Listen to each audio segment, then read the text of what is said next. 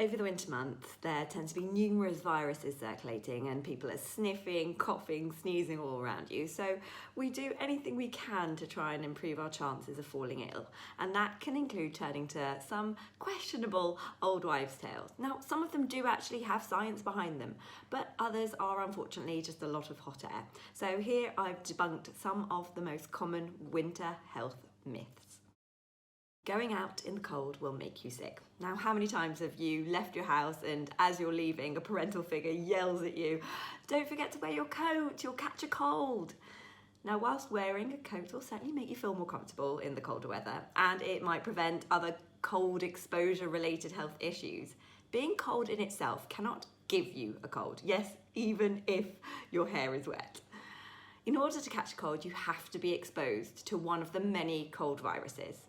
But there is some evidence to suggest that during colder weather, our immune system doesn't work as optimally. So that if you do come into contact with a virus when you're cold, your body's defense system may not be as responsive in fighting it off. The flu vaccine will give you the flu. Now, I hear this time and time again in my clinics, patients not wanting the vaccine because they think that they caught the flu from it the last time. However, this is not true. The flu vaccine cannot give you the flu, and that's because it's an inactivated vaccine, which means that it does not contain any of the live flu virus. You might feel a little bit achy or feverish 1 or 2 days after, but that's a normal reaction to the vaccine and is not the flu itself. If you do truly catch the flu having had the vaccine, it's possible that you actually just caught it just before you had the vaccine, but due to its incubation period, it may not have manifested with symptoms until after. Another possibility is that you caught it in the 10 to 14 days it takes for your immune system to build up the antibodies against the flu from the vaccine. Or, of course, that unfortunately the vaccine is not 100% effective and that you just caught the flu and the vaccine wasn't able to prevent it. There are several circulating viruses for the flu, and so it may just be that you weren't vaccinated against the one you caught. But the flu vaccine does remain one of the best ways we have to protect ourselves against the flu. And it is likely that if you do still catch it, your symptoms will be milder having had the vaccine. You don't need sunscreen in the winter. We tend to think that the winter is a time when we don't need to concern ourselves with the sun. And it's probably just because, the cold weather doesn't necessarily act as a prompt to remind us to wear sun protection in the same way that lounging about on a beach lounger would. But sunlight exposure that you get in winter can still damage your skin in the same way that it would in the summer. And if anything, during the winter, the sun's surface is actually closer to the sun. And so sun exposure might be even higher. And the winter snow and ice may also act to reflect even more of the sun's rays onto your skin. So it is important to keep on slapping on that sunscreen.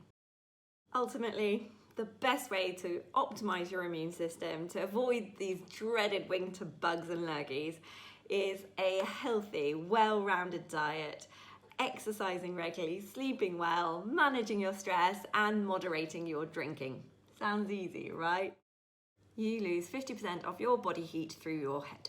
Now, this has been said so many times, it's basically a gospel, but in actual fact, when researching it further, this was erroneously concluded in the 1950s in a US military experiment where they exposed volunteers to bitterly cold temperatures wearing Arctic suits. So their bodies were all covered and cozy, but their heads were exposed.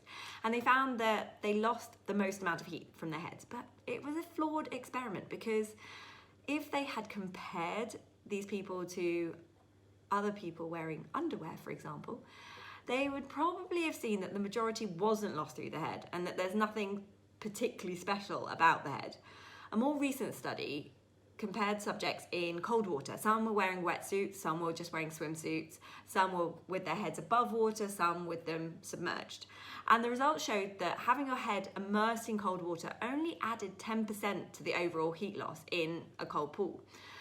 But given that the head only accounts for about 7 to 9% of the body's surface anyway, this suggests that any uncovered part of the body will lose heat fairly proportionally. So if it's cold outside, you should protect your body in the same way that you would protect your head.